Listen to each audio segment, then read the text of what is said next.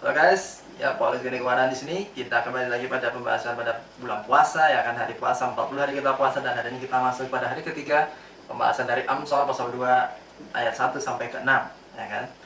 Dan kali ini aku akan bicara masalah topik mencari hikmat, tentang hikmat. Dalam Amsal ini semua penuh dengan hikmat, dan hari ini kita akan melajari dasar-dasar untuk mencari hikmat. Bagaimana caranya kita mendapatkan hikmat, ya kan? Baik, aku akan bacakan dari ayat Amsal 2 ayat yang 1 sampai ke 6. Khususnya kita perhatikan, ya kan, ayat yang keempat. Oke. Ya, hai anakku, jika engkau menerima perkataanku dan menyimpan perintahku di dalam hatimu, sehingga telingamu memperhatikan hikmat, dan engkau mencenderungkan hatimu kepada kepandaian, ya, jika engkau berseru kepada pengertian dan menunjukkan suaramu kepada kepandaian. Dan 4, jikalau engkau mencarinya seperti mencari perak dan mengejarnya seperti mengejar harta terpendam, maka engkau akan memperoleh pengertian tentang takut akan Tuhan dan mendapat pengenalan akan Allah. Karena Tuhanlah yang memberikan hikmat, dari mulutnya datang pengetahuan dan kepandaian. Amin. Oke, jadi dari sini Salomo dia memberikan satu kisi-kisi, dan satu intisari bagaimana kita mendapatkan hikmat. Jadi pada ayat 1 sampai 3, ya, Salomo ini menjelaskan secara detail bagaimana kita harus kondisi hati kita, ya, akan mencenderungkan pada kepandaian, berkata-kata apa, menerima perkataan, mendengarkan, masukkan dalam hati ini step-stepnya. Kemudian dirangkum sama Salomo, ya kan, bahwa dengan satu perumpamaan, dirangkum dengan satu perumpamaan. Ayat yang keempat kita bisa lihat, jikalau engkau mencarinya seperti mencari perak dan engkau mengejarnya seperti mengejar harta terpendam, maka engkau akan memperoleh pengertian tentang takut akan Tuhan dan mendapat pengenalan akan Allah. Jadi di sini dirangkum dengan dua kata, seperti dua kalimat, ya kan, dua perumpamaan, seperti mencari perak dan seperti mencari harta terpendam. Aku mau bahas di sini. Aku dulu yang mengerti ayat ini dengan sangat dangkal juga, ya. Yang pertama, bahwa kita mencari seperti kita mencari uang, gitu. Kemudian seiring dengan perjalanan aku lebih berdewasa, aku lebih tumbuh, aku lebih mengerti banyak hal, lebih melihat banyak kondisi di luaran, ya. Karena aku melihat bahwa nggak semua orang mencari uang, mencari emas, perak, ini mencari harta, ini sangat gencar, gitu. Karena nggak semua orang memiliki pemandangan bahwa uang ini adalah nomor satu, gitu. Tapi jadi kemudian aku mulai mempertanyakan ini lagi, gitu. Aku mulai bingung lagi, terus ini apa Tuhan?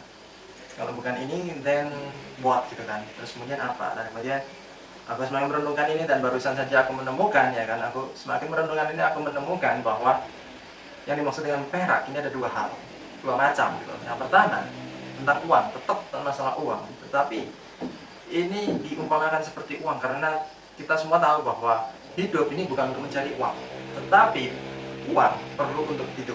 Kita semua tahu ini, ya kan. Jika kita nggak ada uang, kita nggak bisa hidup. Kita nggak bisa hidup dengan layak, ya kan. Kita akan jadi orang yang seperti pengemis sekarang, mereka nggak punya uang, mereka hidupnya di pinggir jalan macam-macam, dan kita perlu mengasihani mereka. Bukan mengasihani mereka, tapi kita mengasihi mereka dan membantu mereka, gitu. Kita memberikan sebagian yang kita miliki melalui pelayanan kasih kita. Kita memiliki satu pelayanan, ya kan, Ministry of Love, dan tujuan kita adalah untuk ke situ, membagikan apa yang kita punya kepada mereka yang memerlukannya. Anyway, ini kita mencari seperti perak karena tanpa uang kita nggak bisa hidup dengan layak, kita nggak bisa mencapai standar hidup yang tinggi seperti itu.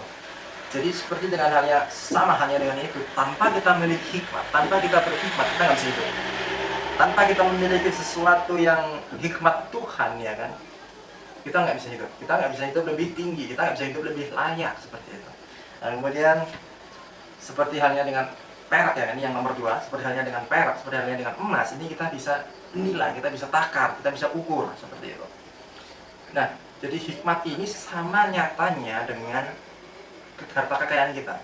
Kita bisa mengukur harta kekayaan kita dengan harta nominal, ya kan, di bank berapa duitnya, jelas angkanya, terus kemudian rate-nya terhadap mata uang lain, kita bisa tahu kekayaan kita. Kita bisa ukur, ya kan.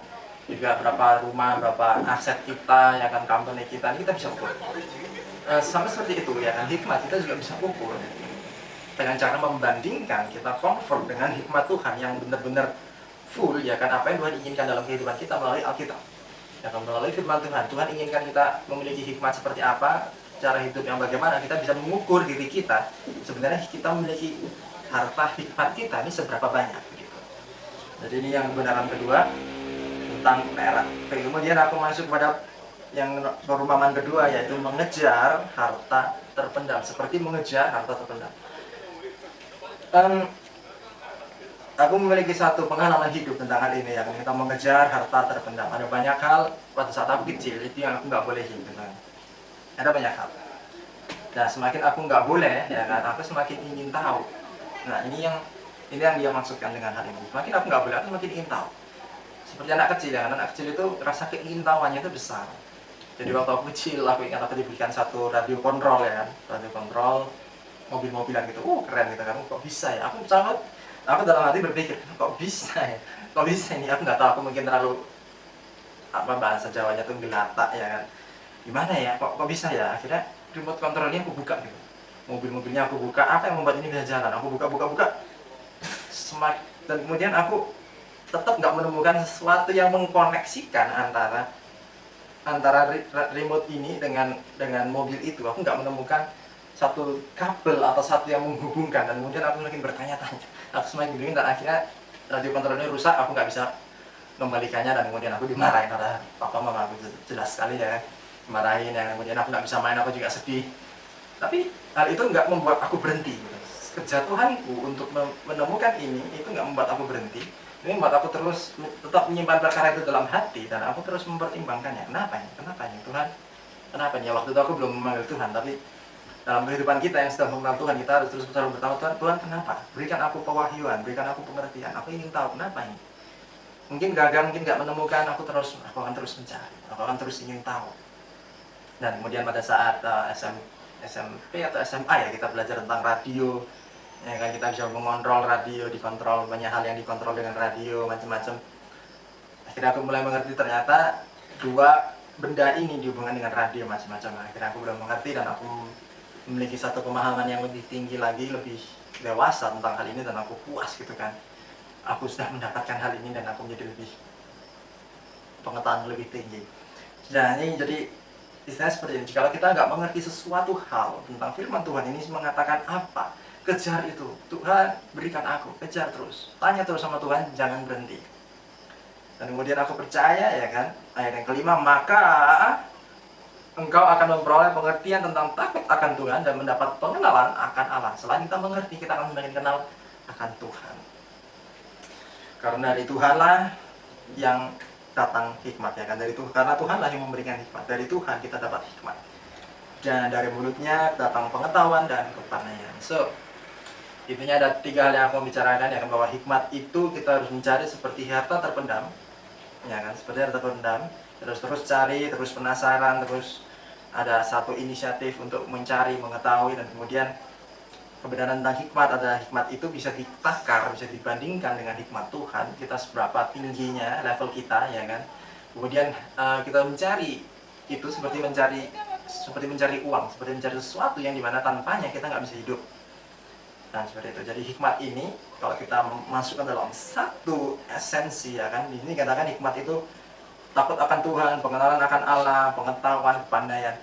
Jadi kalau aku mampatkan dalam satu kalimat, hikmat ini adalah kita mengetahui firman Tuhan ini mengatakan apa, dan kita mengetahui kapan dan di mana kita bisa memakai dan menerapkan, dalam kondisi apa kita bisa menggunakan ayat firman Tuhan ini supaya kita tidak diselewengkan oleh iblis. Sebab iblis pun dia mengetahui seluruh firman Tuhan mengatakan apa, dan dia menyelewengkan itu, memakai pada kondisi-kondisi yang tidak tepat, ya kan. Sebagai orang yang mengenal firman Tuhan, dia akan memakai firman Tuhan dengan kondisi yang tidak tepat, menyuruh kita melakukan firman A padahal seharusnya kita melakukan firman yang B. Nah, ini adalah satu definisi dari hikmat. Kita mengerti dan tahu kapan kita memakai firman yang mana, seperti itu. Jadi kira-kira demikian pembahasan kita pada D3, dan aku encourage kalian untuk terus mencari hikmat itu. Alright? Oke, see you in the next video, see you dalam D4, ya kan, besok aku akan kembali lagi dengan pembahasan yang lebih menarik lagi. Oke? Alright, see you guys, cheers, God bless.